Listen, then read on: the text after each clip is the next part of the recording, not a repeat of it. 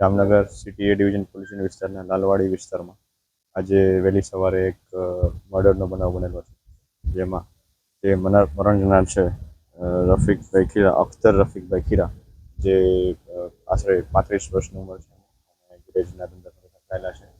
એમનું આ વિસ્તારમાં, લાલવાડી વિસ્તારમાં જે જગ્યાએ મર્ડર થયું છે ત્યાં હાલ પોલીસની તપાસ ચાલુ છે. તેમજ જે મરણ જનારને જે હોસ્પિટલ શિફ્ટ કરવામાં આવેલા છે ત્યાં ઇન્ક્વેસ્ટ પંચનામું અને પોસ્ટમોર્ટમની આગળની કાર્યવાહી હાલ ચાલુ છે. તેમજ સંભવિત આરોપીઓને પકડવા માટે પણ સર્વેલન્સ સ્ટાફ તેમજ અલગ અલગ ટીમો બનાવી અને હાલ તજવીજ ચાલુ છે.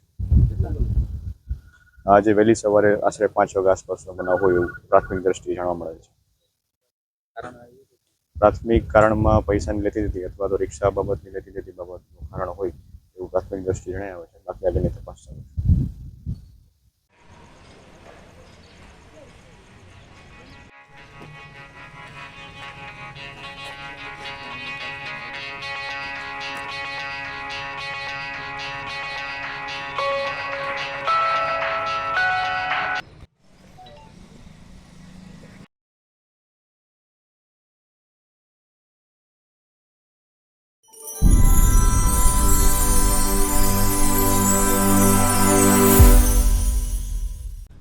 અવાજ જનતાની ચર્ચા મુદ્દાની આપા બ્રિજ વાળો રોડ આપ જોઈ શકો છો. જય હિન્દ જય ભારત.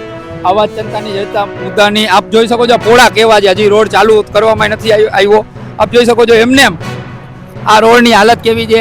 અને આ અત્યારે પુલમાં જે ભ્રષ્ટાચાર થયો છે એ આપ નજરે જોઈ શકો છો. આ પટ્ટા હજી તો આ પુલ ચાલુ કરવામાં નથી આવ્યો.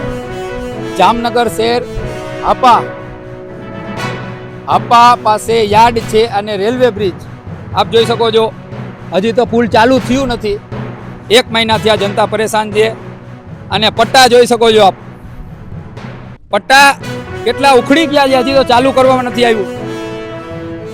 એટલે ભ્રષ્ટાચાર જામનગરમાં આપણે વાત કરીએ અદ્ભુત ગુજરાતમાં તો ભ્રષ્ટાચાર ખુલ્લે આમ. ભ્રષ્ટાચારને કોણ રોકશે અને ભ્રષ્ટાચાર કોનાથી રોકાશે, કયા કાનૂનથી રોકાશે, કયા કાયદાથી રોકાશે એ ખબર નથી પડતી. જામનગરની જનતાને પણ ગુજરાતની જનતા થઈ રહી છે પરેશાન. ભ્રષ્ટાચાર એક મોટો સડો છે ભારતમાં. આપ જોઈ શકો છો હજી પુલ ચાલુ કરવામાં નથી આવ્યું તો વ્હાઇટ પટ્ટા હોય એ પોળા ભણી ઉખડી રહ્યા છે. જામનગરથી સત્ય સૌરાજ news bureau chief Mushtaq Qureshi. જય હિન્દ.